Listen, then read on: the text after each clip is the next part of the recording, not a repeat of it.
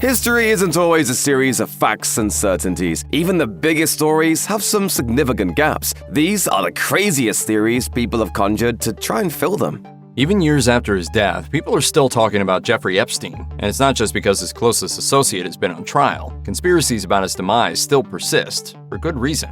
Jeffrey Epstein, the financier who died in prison while awaiting trial for sexual abuse and trafficking allegations, has been the subject of countless conspiracy theories. Accusations against him came to prominence in 2005 when the parents of a 14-year-old girl told authorities that the businessman had abused their daughter. According to The Guardian, Epstein allegedly paid the teenager a few $100s to strip and massage him. An investigation ensued, and authorities discovered photos of young women in his Palm Beach, Florida home. More girls came forward, and Epstein was charged with molestation and unlawful sexual activity with a minor. Epstein evaded federal charges through a plea deal. He ended up being sentenced to just 18 months in prison and was under a work release program that allowed him to leave prison to go to work for half a day, 6 days a week, according to the BBC. In a little over a year, Epstein was released on probation. More women filed lawsuits against Epstein alleging they were abused, and the financier was again arrested in 2019 for sex trafficking. Also involved in the scandal was Epstein's ex-girlfriend, Ghislaine Maxwell, who was convicted in 2021 on several charges of sexual exploitation of minors. In August 2019, Epstein was found dead in his jail cell of an apparent suicide, according to multiple outlets. Several conspiracy theories about his life, death, relationships, and crimes have made the rounds since then, and even years later, the public still speculates about him. Epstein had some high-profile personal and professional connections. Billionaire and Bath & Body Works founder Les Wexner was Epstein's client. Epstein was once close friends with Donald Trump, and he was seen on a few occasions with Bill Clinton as well as Prince Andrew. While Epstein's death was ruled a suicide, theories immediately began making the rounds online that one of these former friends and clients had him killed because he allegedly had some incriminating information about them that could come out during his trial. Even prominent attorney David Boies had to admit to 60 Minutes Australia, he had some very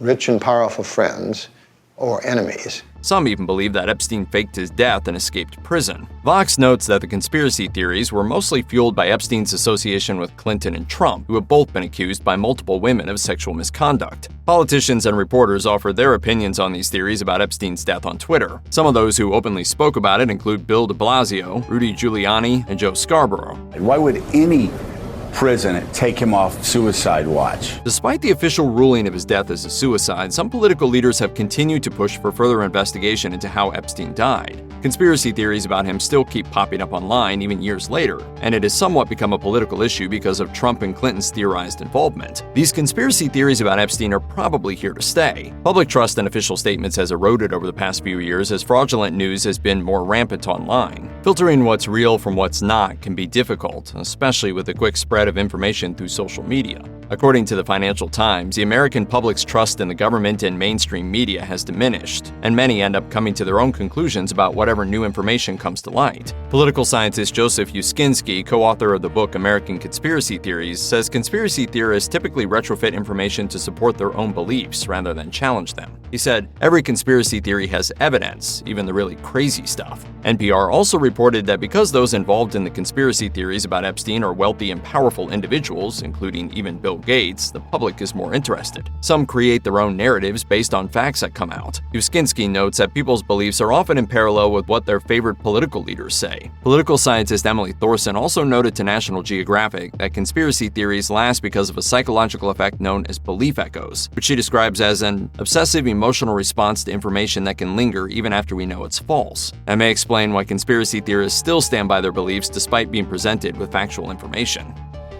It's hard to say goodbye to someone whose body of work has enriched our lives for years. The Kubler-Ross model posits that the first stage of grief is denial, a refusal to believe that our loved one has truly passed on from this life. In the case of many prominent public figures, this has resulted in certain conspiracy theories sprouting like weeds in an untended garden. Of course, no list of celebrity death conspiracies would be complete without mentioning the death of beloved West Coast rapper Tupac Shakur. The established police narrative would have us believe that the man who made music about gang members killing each other was killed by a member of a rival gang. But some internet sleuths are just too observant and diligent to believe such a convenient excuse. Several outlandish conspiracy theories concerning Tupac's death have been popularized since 1996, but one particular claim involving communist revolutionaries and state-sanctioned doppelgangers definitely takes the cake. Rumors alleging that Tupac was still among the living sprang up right after his death, partly due to the fact that his body was swiftly cremated almost immediately after an autopsy was supposedly performed. Then, in December 2019, a man named Michael Nice published a video to YouTube in which he claimed to have faked his own death a year earlier and wanted to expose how Tupac had supposedly done the same. Claiming to have been Pac's bodyguard in the 90s, Nice said that he had to fake his own death because he was on the verge of releasing information that would prove that Tupac is still alive. And the shadowy figures behind the scenes were not happy about it in the slightest. Supposedly, an ambulance driver friend picked up Nice, who somehow momentarily stopped his pulse, a trick he had apparently learned as a child, and used a decoy corpse to fool the coroners. Of course, Nice eventually came back from the dead to reveal to the world that Fidel Castro had helped Tupac fake his death and flee to Cuba. Several of Nice's videos that purportedly contain proof of Tupac's survival have been posted to a YouTube channel called Ichini Studios. The Cuba theory is merely one of several absurd ideas that have been cooked up to try and explain the rapper's tragic death. One theory propagated by filmmaker Rick Boss holds that Machiavelli wasn't killed that day in Vegas and instead employed a look-alike so he could sneak off to New Mexico and live amongst the people of the Navajo tribe. Another theory was put forth by Tupac's infamous friend and producer Suge Knight, who was at the wheel of the car in which Tupac was shot. Knight has claimed that he heard Tupac laugh multiple times on the way to the hospital and that he never saw him lose consciousness in the immediate aftermath. He also told the media that Tupac had spoken to him about the idea of faking his own death while they were on vacation in Hawaii. We was in Maui, you know what I mean, and Pac like never been to Maui or Hawaii, like just a vacation, you know what I'm saying? You get to talking about faking his own death. Suge Knight's son, Suge Jr., has his own theory of what happened to Pac. He has made public a video shot in Malaysia of a man that he claims was Tupac. Photos that he says are of Pac in the present day have been called into question because of the obvious likelihood that they were photoshopped. Naturally, Suge Jr. seems to believe that the Illuminati had something to do with Pac's disappearance and adamantly defends his position, a claim that even other Tupac truthers think might be going a bit overboard. Employing a body double could be an effective safety measure for controversial Russian President Vladimir Putin, but does he really use one? The man behind the 2022 Russian invasion of Ukraine has held power in his country in one form or another pretty much since the year 2000, and that seems unlikely to change anytime soon. It's not without merit that Putin may use body doubles for certain photo ops and public appearances. So much so, a reporter from a Russian news agency showed the Russian president all the internet search results relating to whether or not that might be true. The journalist even asked Putin if he was real, to which Putin responded, yes, according to France 24. But isn't that exactly what a body double would say? Although there's really no proof that Putin uses body doubles and lookalikes, the idea that a contentious world leader might make such a move isn't so outlandish. Similar rumors have swirled around a number of popular and unpopular leaders and monarchs for decades, ranging from North Korean leader Kim Jong-un, who some in fact say may have already passed away, to Britain's Queen Elizabeth and former American flautist Melania Trump. Reasons why current, former, or even dead world leaders might employ such a trick remain largely the same: to take the load off as far as public engagements and duties are concerned, or to keep themselves safe from assassination attempts. Rumors that Putin protects himself with a body double began right after he took office the first time, but the Russian president claims he turned that option down. According to Radio Free Europe, he said, "I refuse to have doubles. It was during the most difficult time of the fight against terrorism." In 2015, he disappeared from public view in March, only to re-emerge some days later, according to Vox. Theories as to what happened to the Russian president in the interim ranged from illness and death to a sort of paternity leave. He may have simply taken some time off for the birth of a love child. Нет, у нас нет таких программ. No. After Putin ordered the invasion of Ukraine, United States Senator Lindsey Graham tweeted in part, "The only way this ends is for somebody in Russia to take this guy out. You would be doing your country and the world a great service." This would be easier said than done. One reason why that's the case are the Musketeers, or Putin's personal bodyguards, an elite group of officers belonging to Russia's Federal Protective Service. The fact that Putin is commonly photographed surrounded by men and often at a distance adds further credence that the Putin we see, or even occasionally see, is not the real one. This may also explain why Putin's looks vary somewhat from photograph to photograph, according to some. Making matters worse, Putin played things extra safe during the coronavirus pandemic, donning a hazmat suit at one point to visit a hospital. Otherwise, he tends to appear in pictures at a great length from other world leaders. Even though it's highly unlikely that Putin died and was replaced with an imposter or uses an interloper in certain public instances for safety, it's certainly not the only example of a conspiracy theory with the Russian leader at the center of it.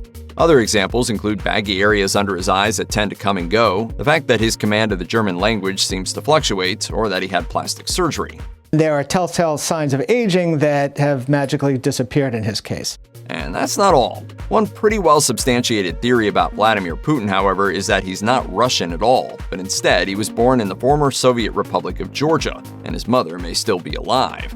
At this point, all we can do is to take Putin's word for it when he claims he doesn't use body doubles. According to France 24, while speaking about conspiracy theories like this one, Putin said, "It's boring without gossip." Was the climax of World War II not quite as final as you've always believed? One conspiracy theory suggests as much. In 2011, British authors Gerald Williams and Simon Dunstan published a book called Grey Wolf: The Escape of Adolf Hitler, which offers an alternate version of World War II's final days, one that would totally change the world's understanding of 20th century history if it were true. In the book, the authors claim that Hitler didn't die at the end of the war, as historians generally believe. Instead, they argue the Führer faked his death and escaped during the Battle of Berlin. Specifically, they say he fled by U-boat and immigrated to Argentina, where he lived out the rest of his days in relative comfort. If true, it would mean that Hitler, one of the most evil and reviled figures in world history, managed to escape justice and never face the consequences for the violence he brought into the world. It would also suggest that even the Allied powers were willing to push a false narrative to present their victory in World War II as absolute. The first question concerning the conspiracy theory put forward in Grey Wolf is, why Argentina? Unless you're familiar with German history before the 20th century, it may appear that the country was chosen at random, a far-flung region where a runaway Nazi might hope to avoid capture by the Allied forces seeking to bring them to justice. But the truth is that German links to South America went back far longer than that. Turns out the continent had long been a focus of attention for the German imperialists, who made several colonies there throughout the 19th century. Even today, Argentina has a sizable minority population of German immigrants, so by the end of World War II, Nazis may have hoped to hide among them without arousing suspicion. Indeed, thousands of prominent Nazis were confirmed as having made the voyage to South America after the Third Reich crumbled. Among them, the SS Lieutenant Colonel Adolf Eichmann, Senior Auschwitz Dr. Joseph Mengele, and SS Colonel Walter Rauff. While many figures were eventually captured, others lived to a ripe old age without ever facing justice for their crimes. It's no wonder then that conspiracy theorists and others concerned with the details of the final days of the war have questioned whether the true story of Hitler's demise is credible, or if something else happened entirely. The accepted narrative concerning the death of Hitler was well established shortly after the end of World War II. Investigators interviewed several witnesses who were with Hitler in the Führer bunker as Soviet forces closed in on them during the Battle of Berlin. These witnesses said Hitler, who grew despondent as his regime collapsed, died by suicide along with his wife Eva Braun, whom he had just married the day before. Here is a news flash. The German radio has just announced that Hitler is dead. After Hitler's death, his body and that of Braun were taken outside and burned with gasoline. While several of Hitler's former allies fled to escape Soviet capture, Hitler loyalist Joseph Goebbels also died by suicide along with his family. Soviet troops later had difficulty recovering Hitler's remains, but eventually found fragments of jawbone and cranium that they claimed belonged to the Nazi leader. But conspiracy theorists deny that the official story is true. Instead, some say that Hitler and Braun survived the Battle of Berlin and were smuggled to Argentina. It was there that they allegedly took a home in Patagonia, lived like normal German immigrants, and even had 2 daughters together.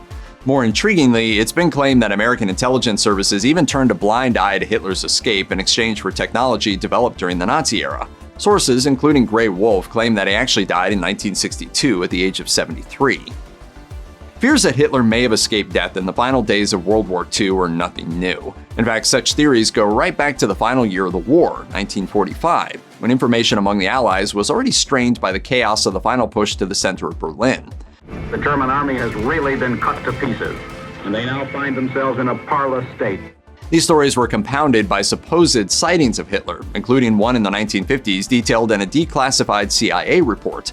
The document claimed the agency had received correspondence from a former SS officer based in South America, with a photograph of the man in question alongside another figure who bears a striking resemblance to the former Nazi Führer. The resemblance was ultimately never investigated due to a lack of resources. Still, researchers have been keen to note that at the end of World War II, the Soviet Union was already thinking ahead to the aftermath of the conflict and how the dice would fall between the Allies. Though they claimed the discovery of Hitler's remains, Joseph Stalin himself publicly expressed his belief that Hitler may have escaped. It's believed that such statements may have been deliberate disinformation to sow doubt between the US and the UK and to refocus the Allies' attention on fascists in Spain and Argentina rather than the Soviet Union. Despite the growing number of people who have come around to the idea that Hitler may not have died by suicide in the Führer bunker as history says, experts in the field of European history maintain the consensus that the official story is the correct one.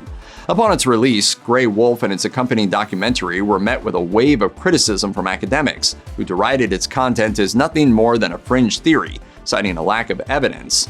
Noted historian Guy Walters describes the theory as 2,000% rubbish, adding, "It's an absolute disgrace. There's no substance to it at all. It appeals to the deluded fantasies of conspiracy theorists and has no place whatsoever in historical research." And the fact is that there is now even more strong evidence to the contrary. In 2018, a team of analysts examined the jawbone, which contains teeth, that the Soviet Union claimed belonged to Hitler back in 1945. The results were published in the European Journal of Internal Medicine and found the teeth consistent with his vegetarian diet and use of dentures, and noted they matched his dental records. So it seems the far-fetched conspiracy theory that he escaped to Argentina has been utterly debunked. But in the age of the internet, whether that means the story will eventually die out remains to be seen.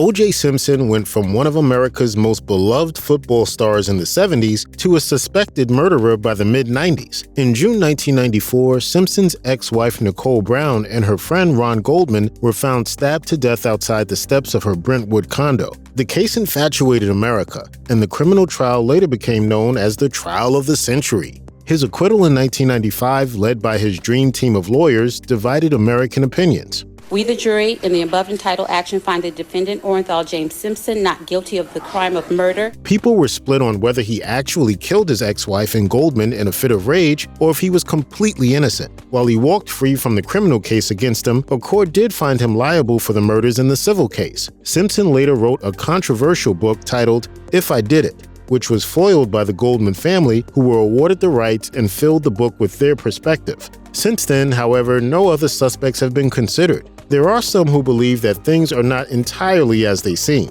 If it doesn't fit, you must acquit. There are those who believe that not only did he not commit the murders, but that Simpson knows someone close to him who did, and it's someone extremely close. In 2016, FX Network debuted their show about the case, The People vs. O.J. Simpson: American Crime Story. The true crime anthology show renewed American interest in the case, along with some forgotten theories. The two-time divorced Simpson was married to Nicole from 1985 to 1992, and they had 2 children, Sydney and Justin. His previous marriage was to Marguerite Simpson from 1967 to 1979. Simpson and Marguerite had 3 children, Arnell, Jason, and Aaron. In a devastating loss, a young Aaron drowned in the family pool in 1979, leaving the couple with just 2. And one of them is at the heart of a fringe theory that points to him as the killer.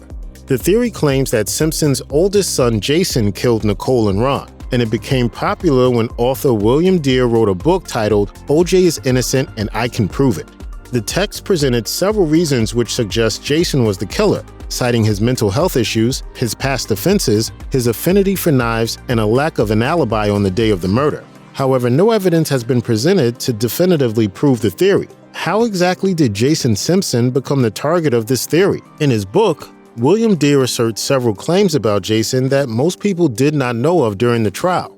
He highlighted that Jason allegedly used drugs and alcohol frequently. Deere also says that there were multiple red flag-raising incidents that were ignored prior to the murders, such as when Jason, who worked as a prep chef, allegedly pulled a knife on his boss and almost killed 2 of his ex-girlfriends. He supposedly had a volatile temper and had also suddenly stopped taking his prescription medication. According to Deere's book, Jason even had an apparent liking for Nicole, one that led Nicole into believing that she was being stalked by him, and not O.J. as she initially believed. On the night that Nicole and Ron were murdered, Nicole had made a reservation at the restaurant Jason worked at, only she didn't show up, and Jason had reportedly left work early.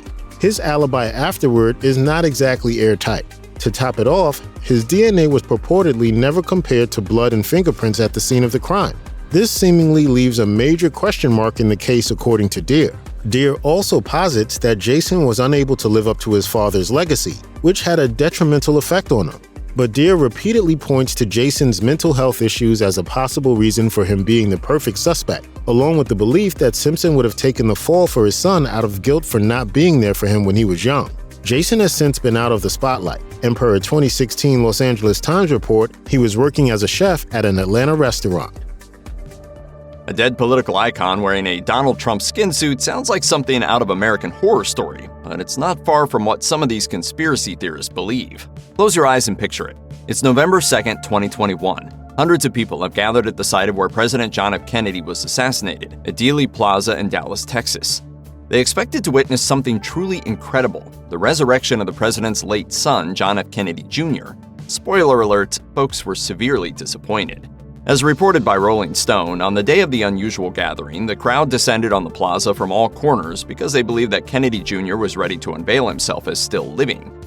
Despite the historical fact that he died tragically in a plane crash in 1999, alongside his wife Carolyn Bessette Kennedy and his sister-in-law Lauren Bessette. Still, the crowd believed that he was ready to re-enter public life, and life in general, in truly mesmerizing fashion. How, you might be wondering? According to the same source, Kennedy Jr. was expected by the crowd to take his rightful place as vice president to Donald Trump. The crowd believed that Trump was due to be announced as the president and ready to return to the office. All of this despite that Kennedy Jr., like his father, was a lifelong Democrat, and Trump is the leader of the far-right Republican contingency.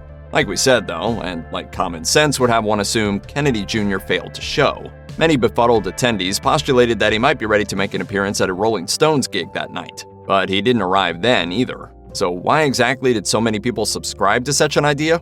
The answer lies in one of the most unusual but nevertheless prevalent set of conspiracy theories of modern times, QAnon. As noted by Rolling Stone, the majority of those who congregated in Dealey Plaza that day were affiliated with or believers in the QAnon conspiracy theory. The New York Times writes that QAnon first emerged in late 2017 on the notorious 4chan messaging board through a series of cryptic messages posted by an anonymous user known only as Q. Per New York Times, believers in the conspiracy theory have taken to interpreting postings by Q as insider information from a source inside the U.S. government, who claims that many prominent politicians are involved in a cabal that is based around, ready for this, satanic rituals and child trafficking. Keep in mind, these are assertions made without any evidence. The same theory claims that the only force capable of battling such a cabal is Donald Trump, who followers claim communicates with QAnon adherents through cryptic messages of his own, often hidden in his speeches. So how does John F. Kennedy Jr. fit into all of this? According to Rolling Stone, QAnon claims that rather than having been dead for more than 20 years, Kennedy Jr. is in hiding and has been biding his time until the pieces are in place for him to join Trump in battling the alleged cabal. Following the gathering of hundreds of QAnon believers in Dealey Plaza in Dallas, Texas in November 2021, MSNBC ran a report highlighting the group's belief that John F. Kennedy Jr. was due for a return to the political stage alongside Trump. In it, host Rachel Maddow introduced footage of two prominent figures in the QAnon movement, Mike Penney and a man who goes by the moniker ML. They outlined the movement's conviction about how Trump is related to the Kennedy family, though of course this has been proven false. According to the clip, the group believes that Trump is the secret son of General Patton, and through him is a cousin of John F. Kennedy Jr. The same clip also claims that Patton was the grandson of Lincoln, and that he was related to Italian fascist leader Benito Mussolini. They also assert that Joseph Kennedy, the brother of President John Kennedy who died in World War II, was the father of former National Security Advisor Michael Flynn, suggesting the existence of a sprawling lineage between disparate wings of American politics without a shred of evidence. ML claimed, "It's all about the bloodline. It's all about the bloodline." Meanwhile, outlets such as NPR have reported that spreading conspiracy theories such as QAnon is increasingly tearing families apart. Journalist Ben Collins, who appeared on Rachel Maddow's MSNBC report, shared his shock that so many people from across the country turned out for the November 2021 gatherings, believing John F. Kennedy Jr. would reveal himself after more than 2 decades in hiding. As Collins noted, the belief in the re-emergence of Kennedy Jr. and his installation as the vice president for Donald Trump is notable for being unusual, even among QAnon followers. According to The Independent, the conspiracy surrounding Kennedy Jr. is believed by about 20% of QAnon followers. Among those that believe it, some followers also subscribe to the idea that Kennedy Jr. has appeared in public in the guise of Trump. Yes, you heard that right. They claim that he has been hiding in Pittsburgh for years, or that he is, in fact, the originator of the whole movement as the 4chan user known as Q. Again, yes, you heard that right. Per Rolling Stone, the theory emerged through cryptic 4chan posts by a user known as R that suggested Kennedy Jr. faked his death as a result of the alleged Washington, D.C. satanic conspiracy targeting him. The idea that Kennedy Jr. was alive quickly took on a life of its own and merged into prior unsubstantiated beliefs spread by Q. This is so much so that the poster after whom the conspiracy theory is named took to the message board to discredit, ironically, the sub-theory as bogus. Are they lizards? Vampires? Robots? Do they have secret love children? According to these bizarre conspiracy theories, the British royal family has plenty of skeletons in their closet.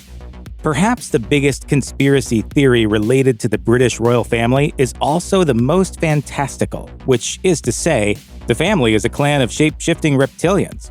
That's right, not only do lizard people supposedly walk among us, they do so in the full glare of the public eye. This theory gained prominence in the UK in the late 90s due to baseless assertions put forward by a man named David Icke, a former soccer player who released his book The Biggest Secret in 1999. Icke's story goes that the reptilians are actually an alien race, one of many who have come to Earth over the course of millions of years. He also claims the reptilians are immortal. And rather than dying, Queen Elizabeth II, Prince Philip, and the Queen Mother have lived on in other forms. The theory has unsurprisingly been roundly debunked. Nevertheless, it continues to be shared by fringe believers on various social media channels. According to The Guardian, 12 million Americans believe some version of the reptilian conspiracy theory, and Icke continues to attract a global audience. The world is controlled by shadowy elites and shape-shifting lizard people. David Icke also claims in The Biggest Secret that the British royal family takes part in ritual sacrifice, which includes the drinking of blood. This disturbing belief pairs well with other conspiracy theorists who say the royal family are a clan of vampires. These accusations are actually underpinned by some strange vampire-adjacent facts. For example, King Charles III is related to Vlad the Impaler, the notorious Romanian ruler who was reportedly the inspiration for Bram Stoker's Dracula. Moreover, there is a historical connection between British royals and cannibalism, as highlighted by the academic Richard Sugg in his book Mummies, Cannibals, and Vampires. Medicines made from human viscera were taken by British royals. The remains of King Charles I even ended up as medicine. Corpse medicine was widely used in Europe for centuries, and not just by the royals or nobility. And in the wake of Princess Diana's death, the vampire theory gained traction after Mohammed Al-Fayed, the father of Diana's partner Dodi, called the royal family a Dracula family. Mohammed Al-Fayed's turn against the royal family in the aftermath of the 1997 car accident that killed Diana and his son Dodi was largely based on another conspiracy theory, specifically that they were assassinated for the benefit of the royal family. They been murdered. Dodi and Diana being murdered, definitely. Diana's former butler, Paul Burrell, claimed in his 2003 book, A Royal Duty, that the princess had sent him a letter 10 months before her death. It supposedly claimed that there was a conspiracy afoot to get her in a serious car accident to allow Charles to remarry. Burrell's book redacts who Diana reportedly claimed would be responsible for such a scheme. The British tabloid media, especially the Daily Express, frequently turned this conspiracy into a front-page news story. Though rumors have swirled continuously that the crash was intentional, a definitive rebuttal ostensibly came in 2008. That was when the coroner for the inquest into the crash affirmed in court that there was no evidence of murder or foul play. An earlier French inquest put the responsibility for the crash in the hands of the intoxicated driver, who also died. Prince Harry and his wife Meghan, Duchess of Sussex, have been tabloid fodder since the early days of their relationship, and not all of the attention they have attracted has been positive, with the Duchess especially finding herself the target of plenty of vitriol from the media. Those personal attacks turned downright bizarre in 2018, when various commenters took to social media to share their belief that Meghan was a robot or clone. This wave of conspiratorial thinking sprang from video clips that seemed to show the couple waving to the public, but with the Duchess's features eerily stiff and motionless. It later emerged that the clip in question didn't actually feature Harry and Meghan at all. Instead, they were actors at the waxwork museum Madame Tussauds who were greeting visitors while wearing realistic-looking masks of the couple. And in 2021, the Associated Press fact-checked the rumors as part of their efforts to combat online misinformation, and they definitively declared this one as false. Most of the wild theories concerning Princess Diana and her marriage to Charles made headlines in the years following the couple's divorce and her tragic death in 1997. But there remains an audience for a new bizarre story. That was clear in 2015 when the American gossip magazine The Globe ran a front-page story claiming that Kate Middleton had traveled to America to meet a young woman that the magazine claimed was Diana and Charles's secret daughter. According to this story, prior to her marriage, Diana was made to undergo a gynecological exam to assure the royal family that she was able to conceive children. During the exam, the doctor supposedly took an egg from her and fertilized it without the future princess's knowledge. Though this story persists in certain corners, it's never really been covered by any mainstream outlets. As such, there's clearly not enough evidence to take it seriously. It's stupid. It's just so stupid. While some news outlets have invented children that Prince Charles and Princess Diana never actually had, others claim that their two actual sons, Princes William and Harry, aren't in fact the legitimate children of the couple at all. The story goes that they're merely half-brothers, with the younger Harry supposedly the result of an affair that Diana had. The man in question, James Hewitt, was Diana's horse riding teacher. It is true that the two of them did have an extended affair that was widely reported on and that Hewitt himself later went public about. He even claimed in interviews that he and Diana had fallen in love. However, as Hewitt and many of those close to the affair have pointed out, they met each other for the first time 2 years after Harry's birth. Thus, unless they figured out how to time travel, Hewitt couldn't possibly be Harry's birth father. Queen Elizabeth and her husband Philip were at the center of British public life for more than 70 years. They were known mostly for serving in symbolic and ceremonial roles, so the public was traditionally afforded little insight into the inner workings of their marriage or home life. But all that changed to a certain extent in recent years thanks to the popularity of the Netflix series The Crown. This historical drama is based on the real history of the British royal family, and it covers Elizabeth and Philip's early courtship and marriage. But the show has drawn criticism for, among other things, dramatizing rumors of an alleged affair on Philip's part. And in fact, he was rumored to have had affairs with several women over the course of the marriage. The earliest of these rumors goes back to the late 1940s, shortly after Elizabeth and Philip tied the knot. But these rumors are in fact just rumors. None of them have ever been substantiated in any convincing way, thereby indicating that the writers of The Crown have been making liberal use of their artistic license. You make a better person of me. And you of me. Isn't that the point of marriage? The death of Prince Philip on April 4, 2021 could hardly be considered unexpected. He was 99 years old, and his health problems had been widely publicized. But it still felt to many like the end of an era, the first loss in a generation of royals who had achieved notable longevity. That his death occurred during the COVID-19 pandemic has become especially memorable due to some famous photographs taken at his funeral. They show Queen Elizabeth dressed in black and wearing a black medical face mask as she mourns her late husband entirely alone due to the necessity of social distancing. So it was really no surprise that there then arose a conspiracy theory, specifically that Philip had died as a result of receiving the newly developed COVID-19 vaccine. The theory was one of many that circulated around Philip's death. Vice reported that the event had also been co-opted by the debunked QAnon conspiracy movement, which saw dates and details in the funeral that supposedly reaffirmed their beliefs. That the British royal family has powerful connections goes without saying. As one of the most prominent examples of a monarchy on the planet, they've welcomed generations of world leaders and sit atop a hierarchy of wealth and aristocracy. This is all to say that the royals still exist as a powerful force in global diplomacy, which is another reason why they've been a target of conspiracy theories. For example, there are those that claim that they're instruments for bringing about the New World Order on behalf of the people who really run things, known in conspiracy circles as the Illuminati. Such theories point to the existence of the Bilderberg Group, an elite collective of business people, academics, politicians, and so on that meet annually for a conference in Switzerland. Members of the British royal family have been invited, including King Charles and the late Prince Philip. Since no minutes of the meetings are released and the subjects discussed remain undisclosed, many conspiracy theorists consider this sinister and suspicious. However, there's scant evidence to suggest that these are anything more than transnational debates. It's just incredible that they can say one thing and do the other. In 1910, Dracula author Bram Stoker published one of his final works, a freewheeling, non-fiction book called Famous Impostors. The final chapter makes a somewhat bizarre suggestion, namely that Queen Elizabeth I was actually a man.